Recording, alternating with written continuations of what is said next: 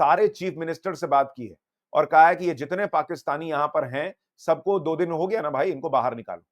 Clear cut message.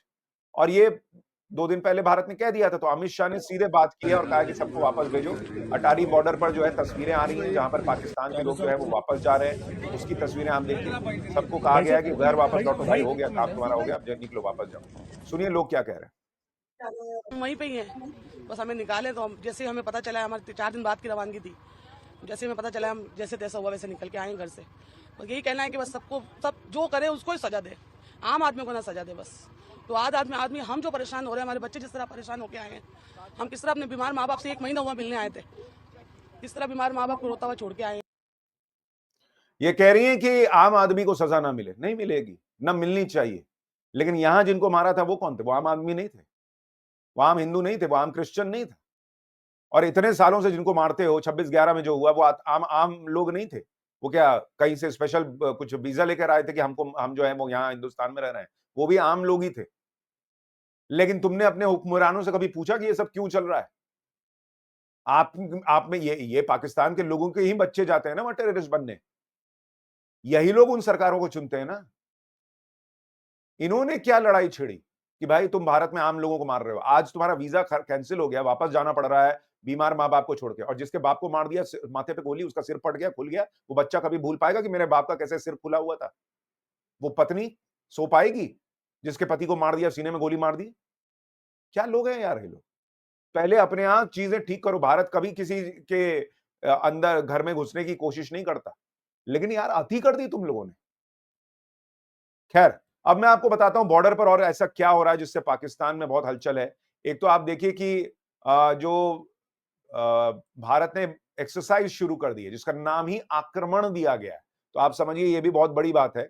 और PM की चेतावनी के बीच आक्रमण एक्सरसाइज हो रही है, इसमें मिसाइल टेस्ट हो रहे हैं, युद्धाभ्यास हो रहा है।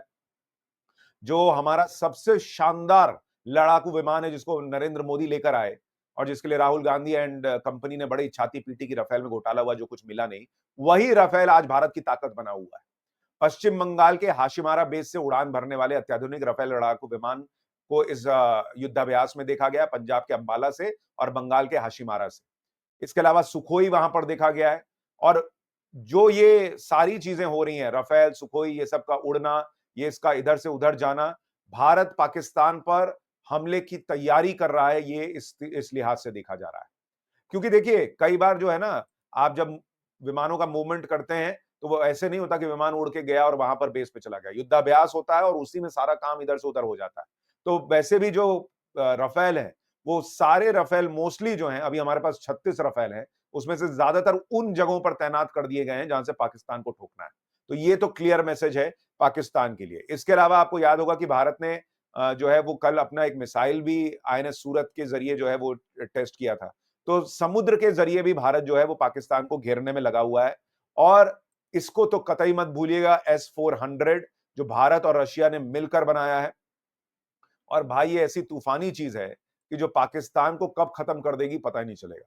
तो मोटे तौर पर अगर देखेंगे तो जो जो जानकारी है उसके मुताबिक जो स्ट्रैटेजिक लोकेशंस हैं, जिनके मैं नाम नहीं लेना चाहूंगा क्योंकि इसको बताने की जरूरत नहीं है, ये सिर्फ आपकी जानकारी के लिए इतना बता सकता हूं कि जो स्ट्रैटेजिक लोकेशंस हैं, वहां पर भारत के जो सबसे मजबूत हथियार हैं वो ऑलरेडी पहुंचने शुरू हो चुके हैं। और भारत जो है वो बड़ी तैयारी कर रहा है और इसलिए इस बार जो युद्ध की आशंका जताई जा रही है वो होती हुई लग रही है बहुत से लोगों को। बॉर्डर पर ताबड़तोड़ एक्शन चल रहा है। पाकिस्तान मतलब इस वक्त आप समझिए कि दुनिया में घूम घूम के भीख मांग रहा है रहम की कि कोई बचाओ भारत से। और जो भारत है उसकी आप रैंकिंग देख लीजिए, जो अभी लेटेस्ट रिपोर्ट है, भारत की सेना 4th रैंक पर है दुनिया में और पाकिस्तान जो है वो 12वें नंबर पर है। भारत के पास 14 लाख सैनिक हैं, पाकिस्तान के पास 6 लाख है। भारत के पास जो है वो न्यूक्लियर वेपन युक्त पनडुब्बी है, पाकिस्तान के पास है ही नहीं। भारत के पास ऐसे जहाज मौजूद हैं पानी में जहां से वो विमान उड़ा सकता है, पाकिस्तान के पास है ही नहीं। एयरक्राफ्ट वॉरियर, एयरक्राफ्ट कैरियर जो जहाज होते हैं पानी के।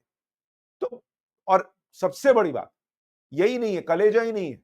इसीलिए 65 का युद्ध हारा, 71 का हारा, करगिल हारा। करगिल में तो बताइए अपने फौजियों जो है उनकी जगह जो है आतंकियों को लड़ने भेज दिया और उसके बाद अपने फौजियों को आतंकियों के ड्रेस में भेज दिया और उसके बाद उनकी लाश भी लेने नहीं आया। ऐसा तो ये दो कौड़ी का देश है।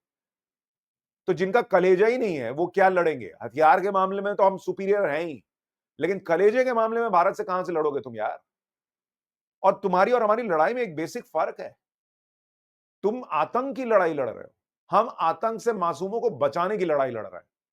और इसलिए जब नीयत की बात होती है ना, तो भारत की नीयत जो है उसमें ऊपर वाला भी साथ देता है। ये इसलिए ठोके जाते हैं क्योंकि इनकी नीयत खराब है, मासूमों को मारते हैं। खुद पाकिस्तान के पूर्व सैनिक बता रहे कि भाई ये जो आसिफ मुनीर है पाकिस्तानी सेना का प्रमुख, उसने खुद ये सब कराया है ताकि लोगों का जो है वो विश्वास पाकिस्तान पे बना रहे, पाकिस्तान की फौज जो है उस पे बना रहे, लोगों को लगे कि पाकिस्तान की फौज छोड़ देगी तो हमको तो मोदी मार देंगे, हमको तो इंडिया मार देगा, भाई भाई भाई मेरे साथ रहो। क्योंकि वहां बलूचिस्तान से लेकर हर जगह जो है वो इनके खिलाफ विद्रोह हो रहा था। तो उस भाई ने अपने लिए ये सब करा दी। तो ऐसे ऐसे तो छोटी छोटी सोच के लोग वाला देश है वो क्या लड़ेगा और वो क्या बचेगा? फिलहाल जो स्थिति दिख रही है उसमें भारत की बहुत जबरदस्त तैयारी दिख रही है। चूंकि इसमें बहुत ज्यादा मैं खुलकर नहीं बता सकता, देश की सुरक्षा का मामला है, लेकिन जितने सीमित दायरे में रहते हुए मैं आपको चीजें बता सकता हूं, उससे यही लग रहा है कि भारत की जो स्ट्रैटेजी है, जो तैयारी है, वो बड़े एक्शन को लेकर है और वो बड़े एक्शन का काउंटडाउन शुरू हो चुका है।